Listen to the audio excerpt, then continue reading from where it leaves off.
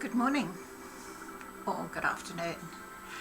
Today I'm introducing you or reconnecting you with Dushy, whom I've known for many years.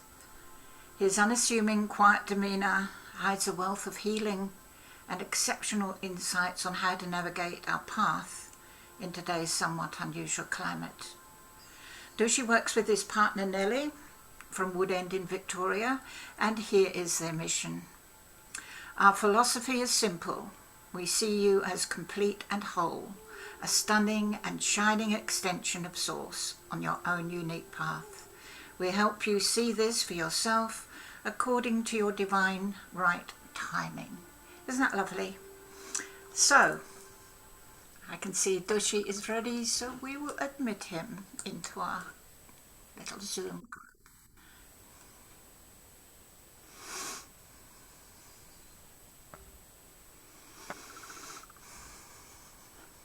Well, I can see a crop circle, Dushy. Yes, I've got to love you. I've got to do something. Can you make the crop circle talk? Oh, there you are. Welcome. Thank you. Okay, I've given a little introduction prior to you coming on. Have you? And I thought before we talk in this interview about everything that you do, everything that you're about, and I love the background, by the way. Is that a real one or is that... It is real. It's our outside room. It's our little Oh, outside. it's beautiful. Yes, I was prompted to ask you when we chatted briefly about this interview as to why you came to Australia. And well, I think most people who come from another country have quite a big reason to travel across the world or change countries. And Yeah. I certainly did, because at the time I left England, there were a lot of IRA letterbox bombings and other strikes that Yeah. impacted our quality of life. I had not expected to hear what you said. That's put my experiences in the shade, and I'm sure everybody would like to hear. So over to you. I believe you were born and brought up in Sri Lanka, Yeah. and much later you work for an airline company. So there, where did it go from there? Actually, give you some context to leading up to the Alanka event, my parents are of mixed ethnicity. So my mom's Tamil and my dad's half Sinhalese, half German. Oh, okay. So the Sinhalese and Tamil were the ones who were fighting, which led to the incident on the aircraft. Right. And so we grew up with, a foot in both camps rather than taking sides, Yeah. which culminated in the terrorist attack on a flight bound for the Maldive Islands, which I was the cabin manager of at the time. And we were waiting for the final, I think, 3 or 4 passengers to board. When the aircraft blew up, so it was a wide-bodied plane. It was a Lockheed L-1011 or TriStar, as it was known. Could carry about 260 passengers. We had 120 something passengers that day, so it was a relatively easy flight. Everyone was quite chilled and relaxed. And I had just spoken to my friend who was in school with me, who was working in the aft galley. There are 4 cabins, and he was going to turn 21 4 or 5 days after the date of this incident.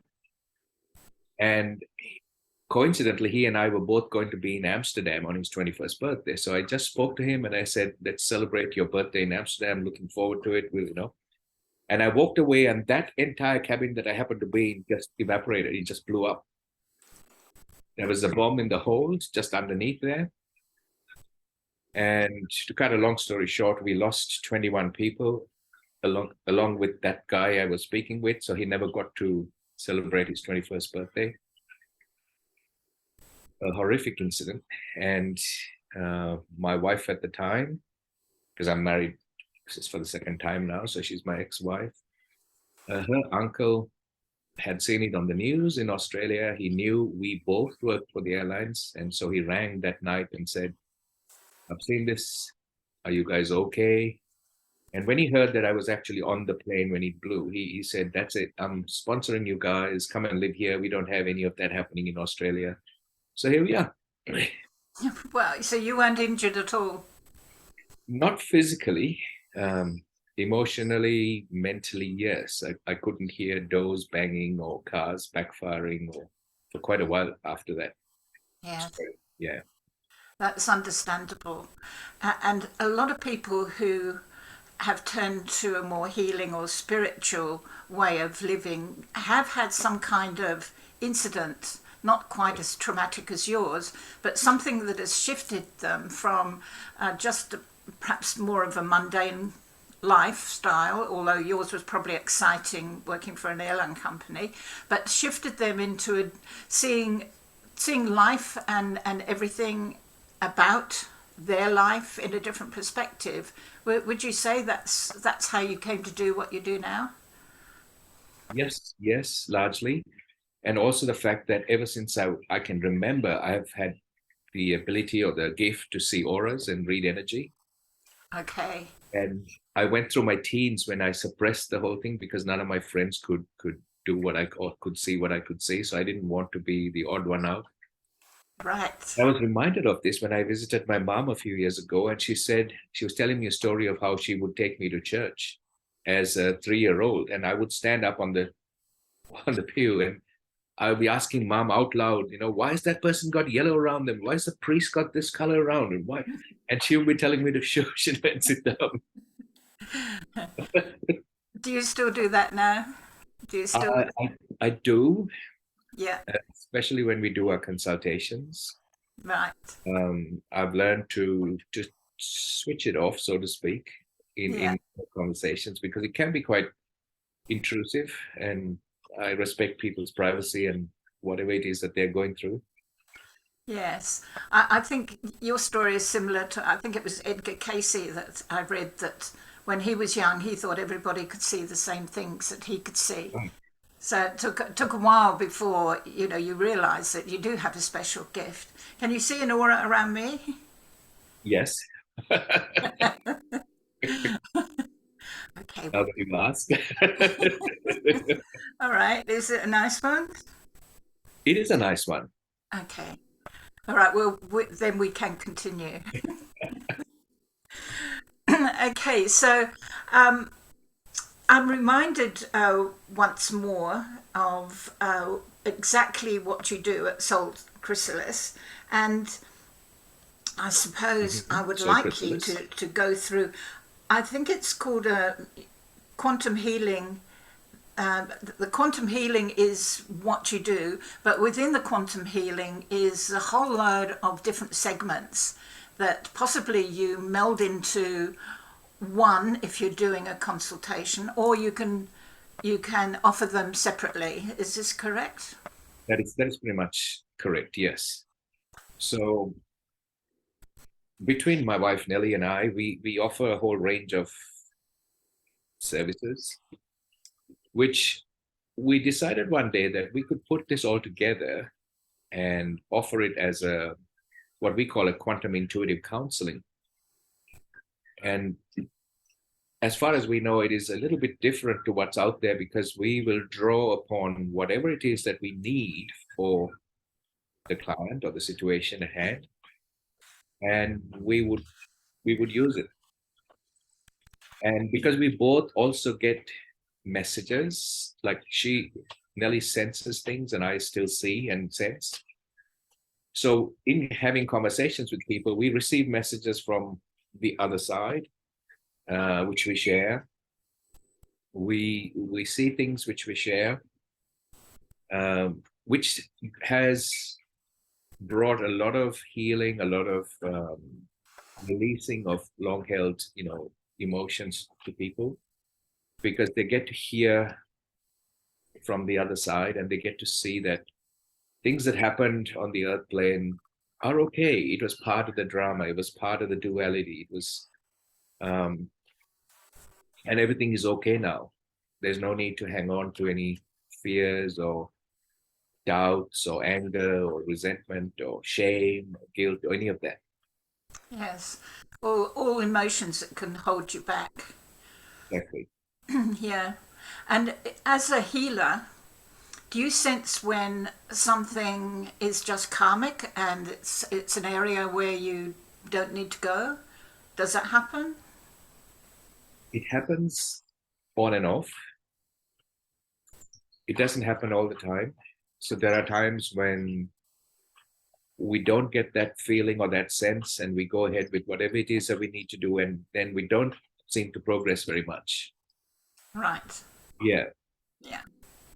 Do you think there's a lot of that happening with people's lives? Is a lot of it that they're clearing past life karma? Absolutely. There's Yeah. so much of what we have traditionally called karma being released now, because with the shift that humanity is going through, this kind of baggage, this emotional baggage, you can't take it with you. You have to release it. You have to come to terms with it. You have to digest it and spit it out. You can't hold on to it. And so a lot of it is coming to the surface to be released. Right. So what I've heard is that this is the incarnation where we do need to accept those challenges and release any karma that's been held. So this must be different to past lives because we are inheriting the karma from past lives, so they didn't release it, it's still come through to us. Or does that mean that if we don't release it, it goes through to the next life? Traditionally, if we didn't release it, it would go through to the next life. But what we know so far is that the time for postponing it, so to speak, to the next one is over. That opportunity is gone. You have to fix it now. Okay. So that option to carry over things in your backpack for later, those options are no longer there. Right. So what people are faced with now is it's going to come up for you to face and deal with and release. And if you choose not to, a lot of these people then choose to transition out of here. They move out of the earth cycle. Right. That's what we get. Look, we all know that the truth is something that we're still learning, and we tune into elements of what we think is the truth, and it holds true for a while, and then there comes a time when something else comes up which sheds a greater light upon the same thing, and so that truth then evolves into something else. So I have to say that this is what we know now. It doesn't mean it's going to be true tomorrow or in 5 minutes from now. Yes, I think we can all look back. Yeah, we can all look back. So we're going to train going by. Yeah. It's the rumbling old relay. All right, it's gone. Okay. I said we can all look back 5, 10, 20 years and remember how we thought then and the truths that we thought were 100% then, and now they've been challenged and we've got a whole new set of truths to try and understand. Exactly. And the lesson from that is that when we come across this new truth, it is important to realize that this is perhaps not the final truth. Right. Just to add a little bit of confusion. Yeah. So when we come across what we feel is true and right in this lifetime, it's our consciousness working, and it's absorbing information that we assimilate and therefore sort of coach into being a truth that we can live by. Yeah. But then there is the subconscious or the unconscious that has a whole different agenda, and you can use hypnosis to get into that side too.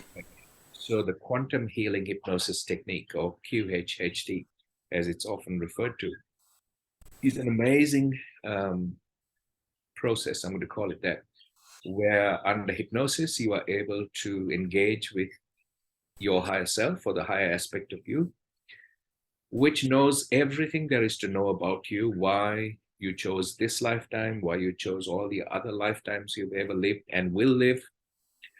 It understands why you've chosen your partners, the work you do, your siblings. It knows everything.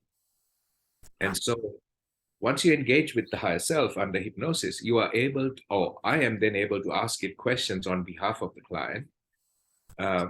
And you have the answers, and it's all recorded for you. Sounds perfect. So it's fascinating. And then on top of that, you are able to ask the higher self to heal you of any ailment that you have. And I literally mean any ailment, because we have had cancers cured, AIDS, diabetes, broken bones, you name it.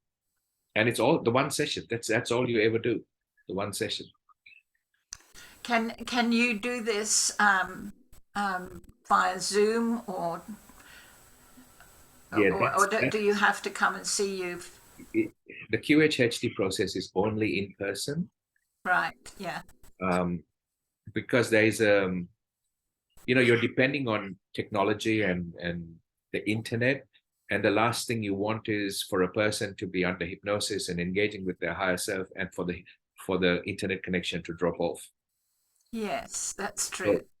So the QHHT is the one thing that we just don't do online. No. Well, it's worth the trip to beautiful Wood End just to experience that, isn't it? It is, and many have come here, and the sessions are long. The minimum is about 5 hours. It goes usually 7 hours. Wow. So we book in the whole day when we do a QHHT. It's the whole day is locked in for it. Okay. And we do a beautiful vegetarian organic lunch here. Right. I was going to say, would you get hungry? Yeah. So you come out of the session, come out of the hypnosis, and then you can slide back into it. Yes. So the whole session is recorded for you. It's an audio recording. We review the session, because I write down notes as we go, which I share. We review the past life. Often a person is taken to one, maybe 2 past lives. Right. Which are of relevance to whatever it is that they're going through, and they get to see where the issues originated and how they can release it. Yeah. So we review all of that. Usually that alone brings so much healing. Yeah. And then to cap it off, you then engage with the higher self. And it's interesting, because when the higher self comes in, the person switches without them knowing about describing themselves in the third person. Okay. So the past life bit, they describe in the first person. So it's all about, I can see this, I'm afraid, all that sort of stuff. And then when you call the higher self in, and let's say I was doing a session for you, Susie, at that point, it's still you talking, but you would be referring to yourself as Susie. So it'll say things like, so when Susie realizes that this is what's holding her back, she will be able to. Okay. Well, that's definitely something that I'm going to see you about next year. And I'm sure a lot of people who will be watching and listening to you will feel the same, because it's so important. I did have one session many years ago, because I wanted to diet, and this particular person said that she could help me. And I found it very easy to go into that hypnotic state, and I could vaguely hear her saying, I'm handing you some chocolate, and you're not going to eat it because it tastes like poo, you see. But I could hear this little voice saying that. But me, I recalled leaving England as a small child, very young child, just a toddler or a few years old, to leave England to go and live in Malaysia.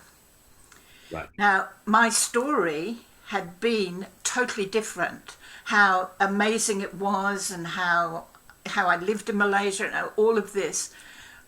But I suddenly had these tears coming down. It wasn't crying or sobbing. There's just tears rolling down my cheeks. And I was talking about the trauma of having left my country, my family, my cats, and going across the world to live in an unknown place in the middle of the jungle. I had never thought about it in that way. So I suppose, I mean, I still eat chocolate, so that didn't work. But that was something that obviously I needed to hear and release. So we have quite a few people coming up to us and talking about addictions, like smoking, for example. Can you hypnotize me and make me stop smoking? So very similar to a chocolate addiction. And my standard response is, in all my experiences with the higher self, it doesn't do things like that. So I know there are people who claim to be able to do this under hypnosis. I am not able to do that because from my experiences, whenever I ask the higher self about, say, can you help Susie stop eating chocolate?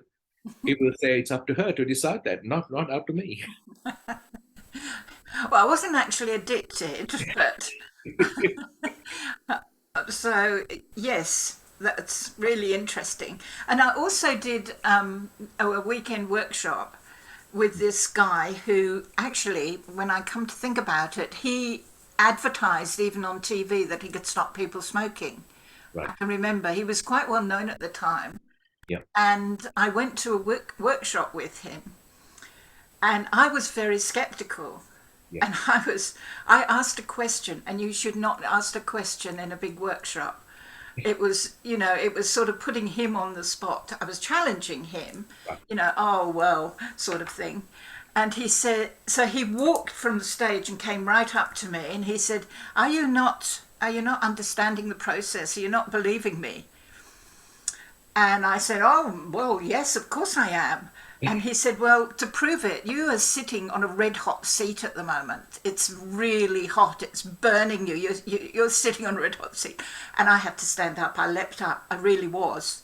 Now, what's that kind of hypnosis? I mean, did he put that into my mind and it happened? Because it really did happen. And I did listen to him for the rest of the workshop and kept very quiet. From what I understand about the hypnosis process, it's like any modality. You can do good with it and you can be mischievous about it. So the power of suggestion under hypnosis is quite strong. But I wasn't hypnotized, or was I? Yeah, so hypnosis is, most people think that hypnosis is a deep state of being unaware of what's happening, where you lose control of what you're saying, what you're doing. And I think that was largely true going back, 10, 15 years plus. Yeah. When humanity was in a very different place. And I don't like using this analogy, but it's probably the best way to describe it. We were in a darker place. We were not as evolved as we are now, or not as aware. All right. And so in order to access the higher self, to be able to gain this type of understanding or knowledge, we had to be put down, like being under an anesthetic. Okay, yeah. It was only then that the conscious mind would shut down, and then you could do this. But now, people's awareness has raised, so that gap that once was quite, say, for argument's sake, that deep before, is now like this. So that's your higher self still.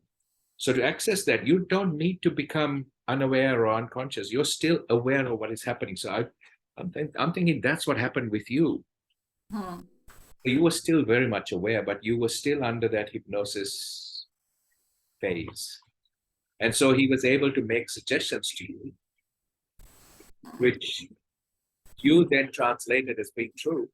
Because you've gone to see this guy, you've had an element of trust or something about him. Yeah. Yeah, he was probably very thankful because it convinced a lot of people. But, that to me is just pure entertainment. It's not for a good purpose. It's not for healing. It's not for releasing. And, I still definitely want to experience it with you. Okay. So I will also put your details at the end of this interview so others can flock to you next year. So that's the Quantum Healing Hypnosis Technique. So next on my list of amazing things you do is the holistic counselling and relationship therapy. Yes. So can you tell me a little bit about that? So that's the one I alluded to at the beginning, where we call it quantum intuitive counseling, where we both sit in. So Nellie and I both sit in on the session. So she's a relationship counselor and a holistic nutritionist, amongst a whole host of other things. And so we combine everything that we know and practice and do. And in that session, we could go from bringing in sound to help you overcome a situation. We could do EFT. We could bring in the dietary, the holistic nutrition side. The relationship therapy underpins everything, because let's face it, everything we do is a relationship. True. You know, when we talk of traditional relationship therapists, we often think of the husband-wife combination or the partner combination, but that's just one of many relationships that we have. We have relationships with everything, with your pets, with your house, with your car, with your boss. And with nature. And so the relationship component underpins everything that we do. And those sessions, we don't know where it's going to go. It's a fascinating journey. It goes wherever it needs to go. And we've had so many clients come back and say, we're so thankful for what you did for us. We've had healing, we've had clarity, all those sorts of things. Yeah. But the one thing they also say is that this is not for anyone who thinks that they could just come and sit there and have the work done for them. Right. Because you will guide us and show us what needs to be done. If we don't then follow through on that, nothing much is going to change. Yeah. So the work still sits on the person coming in. It's not something that is done to you. It's something that is done for you in order to help you get on with your life. Yeah. If that makes sense. Absolutely. I think in this technological age that there's so many that imagine that they can get a quick fix. Yes. But this is not the case if they haven't done the work. Correct. There was something here that I loved that you wrote in your website. It said, a brief explanation of your work with Soul Chrysalis. It is a holistic healing approach, all about making the shift in our consciousness from being unaware of being unaware to being aware of being unaware. So I thought that was wonderful, the way you put that. Thank you. Yes, because many of us have been programmed, and I use that word deliberately, programmed to believe that there is a power that is external to us that influences us and makes us achieve or not achieve certain things. And so that is being unconscious of who you are. But when in our discussions, our sessions, we bring that awareness back to say, you are the power that you're looking for outside of you. It does not exist outside of you. It is within you. Yeah. And that's the first step of being aware that you were not unaware. Yeah. That's where the shift happens. Yes. That's where the magic starts to happen. Yeah. And it's so important, isn't it? It is. Yeah. It is. And once you get that awareness, it is so easy to look at the world around you and say, right, this person is completely unaware. Mm-hmm.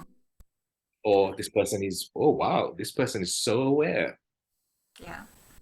And the other thing to be aware of is that, we often have role models or people we think have done this thing really well. And so we model ourselves on them, him or her. What we've got to remember is that every journey is unique.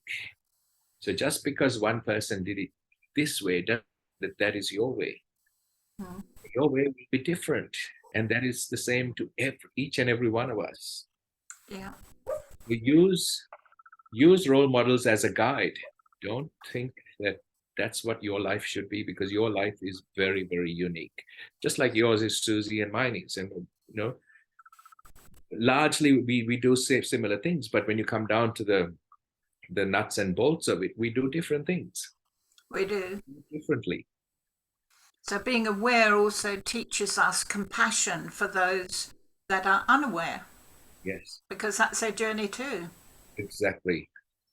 And that's a great segue into understanding duality, because we have come down to this earth, which is a realm of intense duality. And what I mean by that is that there's the opposites of everything exist. So for there to be good, there has to be bad. For there to be tall, there has to be short. For there to be a winner, there has to be a loser. And I often use this winner-loser analogy to help people understand, because we glorify sport, for example, and we glorify the winners. I was watching the Australian team play against the West Indies yesterday, just the highlights. And there was so much fanfare around the winners. And my take on that is that how can there be a winner if there wasn't someone who chose to be a loser? Mm. So in other words, one can't exist without the other. Right. And so why do we glorify only one of it? We have to look at both equally. And that's another shift that we need to understand. Yes. But Yes. they're And both important. I think these these sporting games trigger a competitive side that a lot of people have.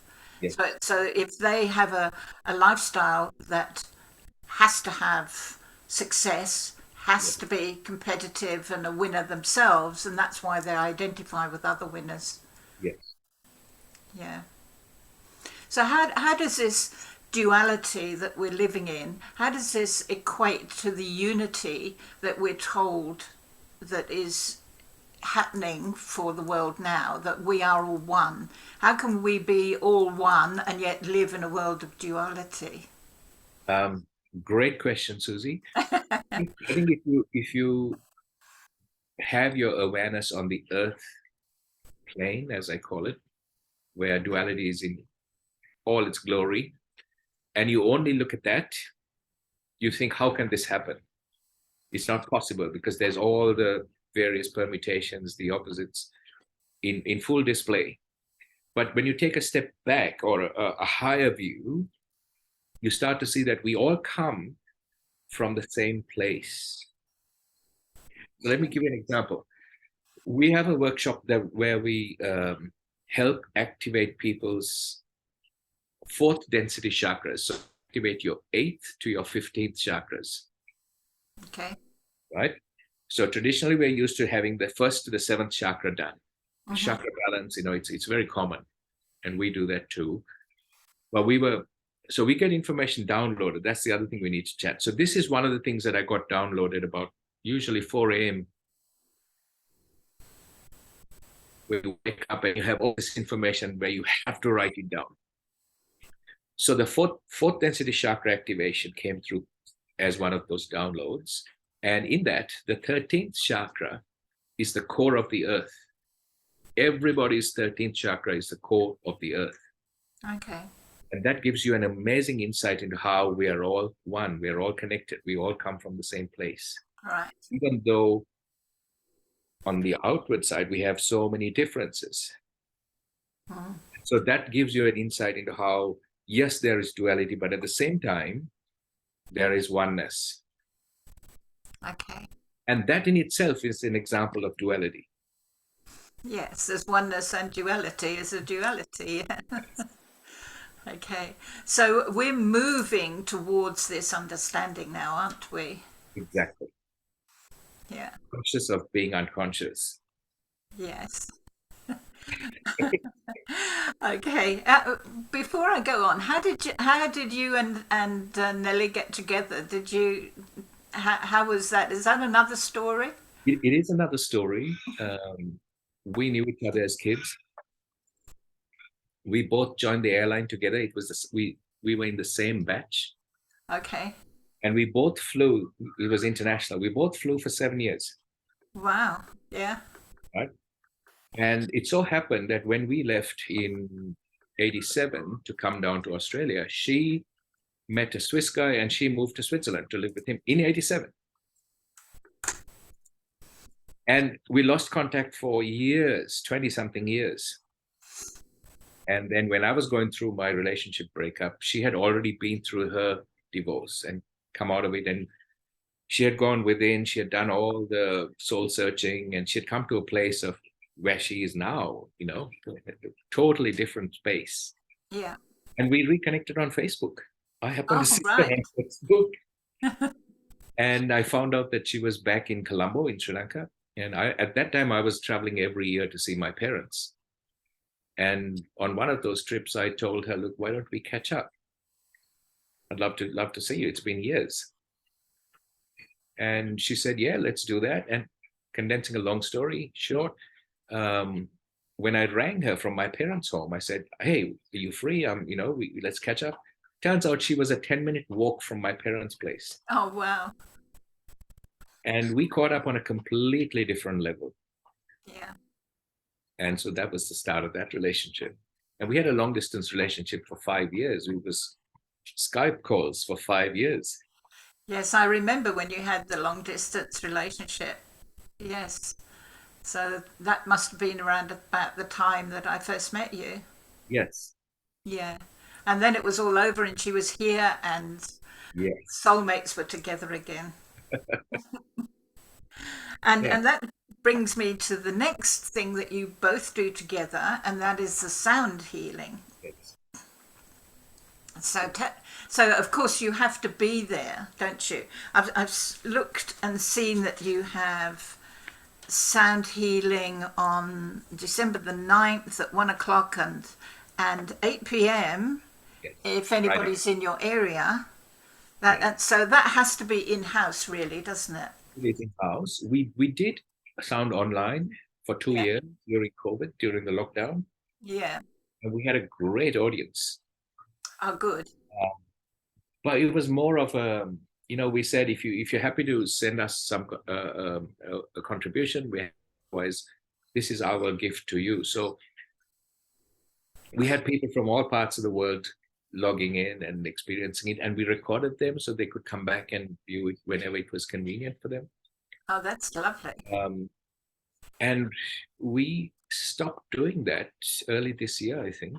We said enough. We were feeling drained, and that's the one thing that we've learned to honor when our body is telling us something, or when we're feeling contrary to what the message or whatever it is we're delivering is when we feel that we honor that, and we say, right, we're not going to do this anymore. Yeah, fair enough.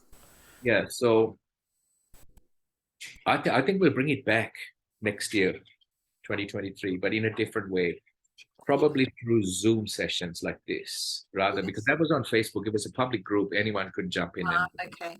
Yeah. yeah, Yes, I've been holding a Zoom group every week since the lockdown commenced. So it's been a few years now, and that has gone really, really well. And we had a lot to learn, how to change from face to face and all being together, and different things that we did that was only possible one on one, and to change that into being able to work with something very special through the Zoom.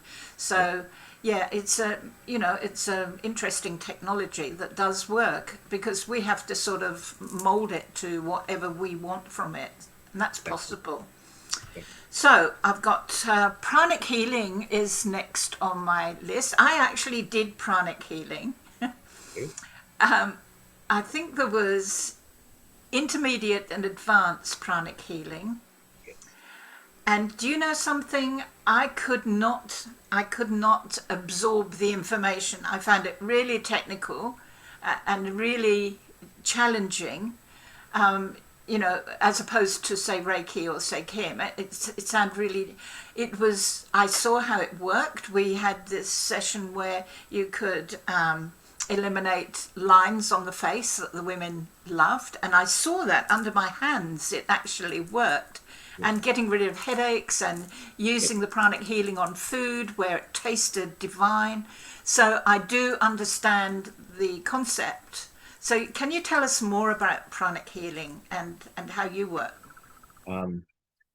Essentially, pranic healing is about removing diseased energy from the body or the organs of the body and replenishing it with good, pure energy. That's the essence of pranic healing. Right. Get rid of the diseased energy, remove it, and then refill the space with good energy. And then the body heals itself. Right. All healing is self-healing. Yeah. That's the other thing to remember. I often tell clients who come and see us that I'm not a healer. We are not healers. Mm-hmm. We can help you heal. We can make the condition so good that you will heal yourself, but we do not have the power to heal you. But you are a willing conduit. Yes, so we're a facilitator of healing, but we're not the ones actually doing the healing, if that makes sense.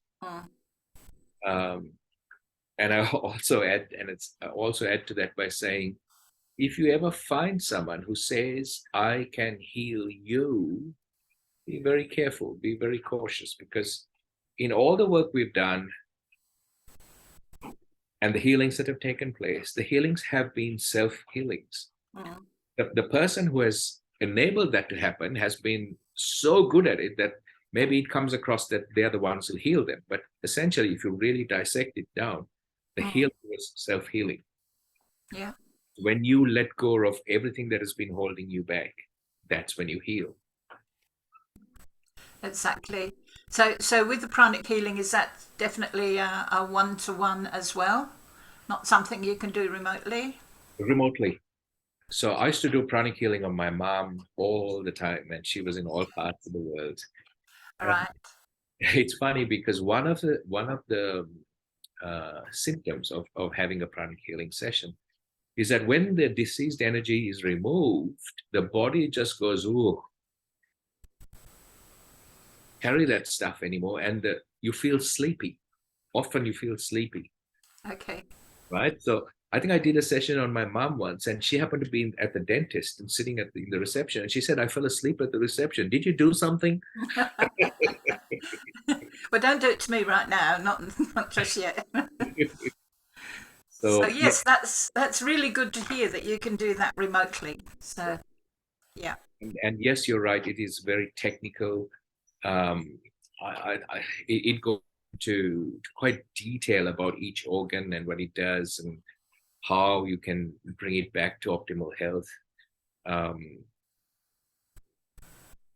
Interestingly, you can also do things like, very relevant to the times we're in, you can energize your car and the fuel in your car to make it go longer on the same tank of petrol, for example. Okay. Using pranic healing. So if you get, say, 400 kilometers on a tank, you'll probably get 450 after a pranic session on the car. Right. So you start to open up and you understand that even things that we consider inanimate or not living actually respond to energy. Yes, well, because everything is energy. Exactly. Yes, very good. So we've touched on soul body nutrition, which is probably what I need as well. And I found a cure to not eating chocolate. I don't buy it, so it's not there. Reclaiming and owning your power is an online offering. Yes. And possibly we have talked a little bit in and around that anyway. But that too, I think, during lockdown and all of the fear that how that affected people, that one of the reasons why there was so much fear was because people gave their power away. Absolutely. Yeah. And so I think that reclaiming and owning your power is perhaps something many, many people need. Many, many people at this time more than ever. In fact, that was the message that we got when we put this together. And it's a 10-module series. And we made it so affordable because we wanted as many people as possible to do this.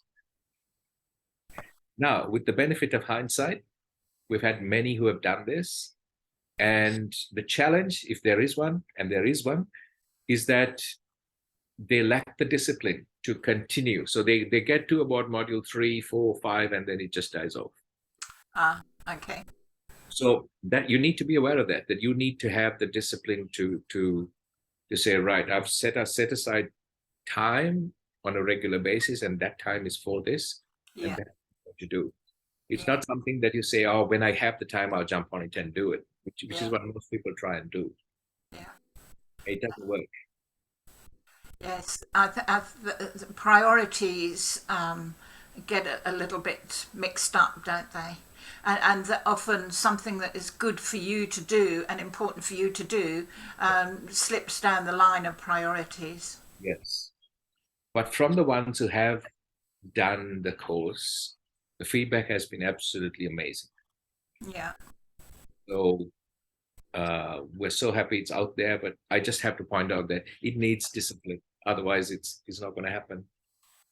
Okay, that's a good good warning before you start. Exactly, which made us think about next year, 2023, where we're considering offering it as a Zoom class like this, where you have to log, and we'll sit in with you and do it. Yeah.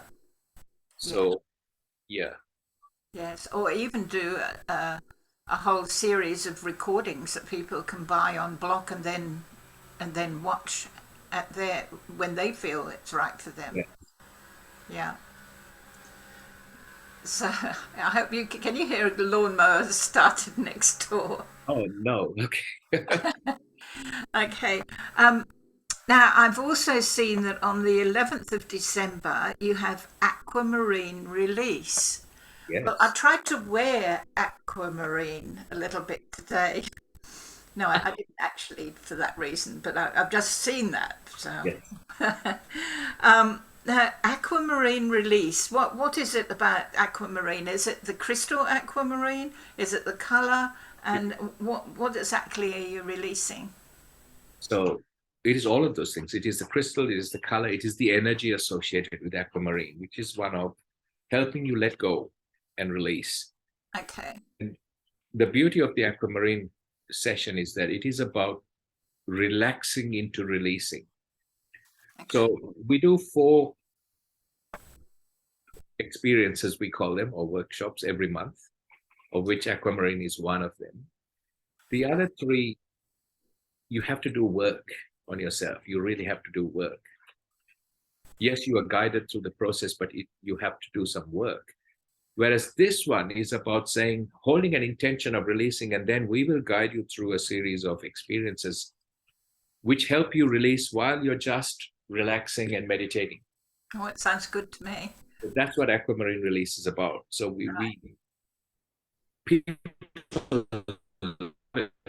it brings in the sounds of the ocean, the whales, the dolphins, the surf. Is so relaxing, and the challenge for me facilitating it is that to not get caught up in it and also just let go and relax. Okay. Is that why you look so relaxed now, because you keep doing this? Maybe. People talk about our cat. We have an 18-year-old cat, Millie, who comes into the sessions, especially the sound sessions, and you'll hear her meowing. Once the energies in the room have balanced, that's when she'll come in and meow. Right. Even online sessions or in-person sessions. And people comment about how amazingly healthy she looks for an 18-year-old cat. Yeah. And our response to it is, well, she gets at least 2 sound healings every week and has been getting them for years now. So no wonder she's looking good. Yes, I think we're only just appreciating the input that animals have. Yes. On our own healing. Absolutely. And what we can do to work with them too. Absolutely. And interestingly, sound. Edgar Cayce is one of those people who said that sound would be the medicine of the future. And that's how we got into sound. You know, we got a message about we need to work with sound. At that time, we had no idea of what sound does. Yeah. But we were guided to say, you have to do this. So we bought certain things, we played around with it, and we're at the point now where we teach it. I mean, we teach people to tune into a group of people or a person intuitively, and to use sound to help facilitate healing. So we teach that. We run a 2-day workshop on using the crystal singing bowls to do a sound healing intuitively. I encourage people to look at that aspect on your website, because you've got a lot of information about sound, and the images that sound create are fascinating. Yes. Yeah. Totally underrated or undervalued sound. But more and more people are being drawn to it. Like, our sessions are pretty popular. It's a testament to how engaging sound can be, because it's not musical. If you have a musical ear, you might be disappointed because it doesn't have the resonance or the balance or the harmonies or any of that. It's different. Yeah, it's different. Yeah. Okay, so the last thing I've got, I think we've touched on that. On December the 17th, you've got 4th density chakra awakening and dream time. So we talked a little bit about the 4th density chakra awakening. Is 4th density the same as moving into the 4th dimension, or is it slightly different? So what we found out is that dimensions are different to densities. So what we previously referred to as density or dimension is actually a density. Okay. It's a play on words. It doesn't matter. Yeah. But I think density is a better word, because when you say dimension, you imagine sort of 1, 2, 3, 4 dimensions, correct, as if they're all planes. But correct, density is more. I mean, you can feel when something is more dense. exactly, You know, it's more about feeling, isn't it? exactly. Yeah. And it's once you make that switch up in understanding it, you realize that it's all here. It's all right in front of us. All these so-called densities or dimensions are right here. Yeah. It's just So, we're not aware of some of them because we are not ready to see them. well, some are, Some some are. are not, and we're in the middle here. In case anybody wants a helping hand to move from the way that they're living at the moment, if they feel that it's not right, if they feel there's something missing in their life, then it's important that there are people out there, such as yourself, who can help them to shift into where they are really destined to be. Yes. Yes. Yeah. Okay. Well, I've been through everything that I need to talk to you about. Is there anything else that you would like to say to the people who are watching and listening, to the hundreds and thousands across the world who are fascinated by what we're talking about? Is there anything else you would like to add? The one thing I would like to say is that the power is within you. Don't ever hand over power over yourself to anyone else or anything else. Yeah. Whatever the situation, the power is within you. Yes. Always remember that illness is an opportunity to master something. Death is never the end of anything. Physical death is never the end of anything, because we don't, spiritually, we never die. The essence of us lives on. Yeah. It's just the body that dies. And when we die, it is of our choosing.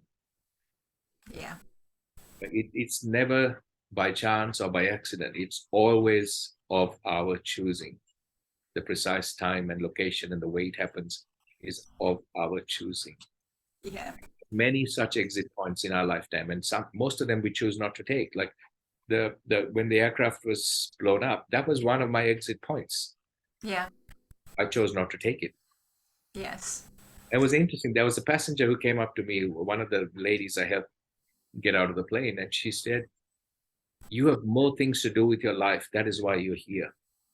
Yes. I was blown away at that time because I was not as aware as I am now. And I was wondering, gee, what does she mean by that? I have no idea.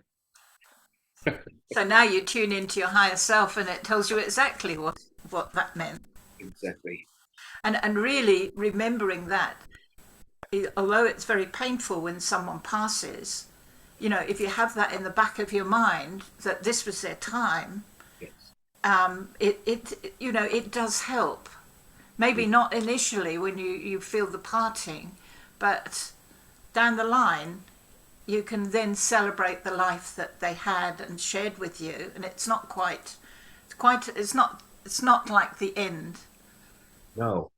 And the reason that we don't seem to connect with these people who have loved ones who have passed away, for example, is because our vibration is too low.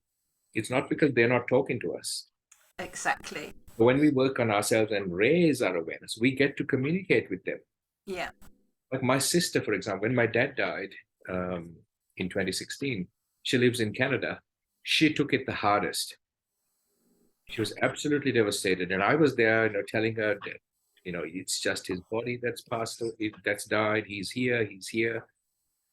And then she went back to Canada. She was very distraught. And she rang me a few weeks after Dad passed away.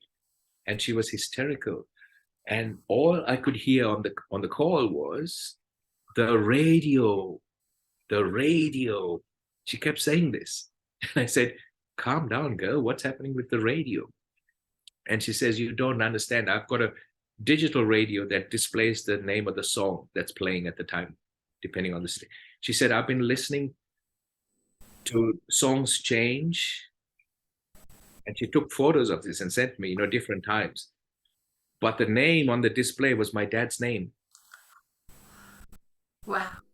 If the songs kept changing, if my dad's name kept coming back, and I said, well, there you are. You kept questioning, why he died and, whether you'll ever see him and all that sort of stuff. He's showing you he's here. He's Yeah. right here. Yeah. Yeah. That's wonderful. And of course, what we didn't go into great depth about was the fact that you do past lives as well. And I think that can reconnect you. Yeah. Because I suppose that's another big topic, that we have family, everybody has family of some sort, and very often, and I see this more and more, that not every member of the family gets on with each other, and this is really confusing, especially to the parents. They think, what did I do wrong? But in fact, this is just a family in this lifetime. They're not necessarily the soul family or the family you had in a different lifetime. Yeah, so and we did a workshop together on that, didn't we? We did. That was lovely. did. Okay, so thank you so much, Dushy. I've loved reconnecting with you. And I hope that well, no, I don't hope, that's not a good word. I will see you next year and we can have a lovely session all about hypnosis and not about not eating chocolate or anything like that. Okay, I'll make sure there's some chocolate there. Okay, so love to Nelly and love to you, and we'll catch up soon. Thank you very much, and bless you.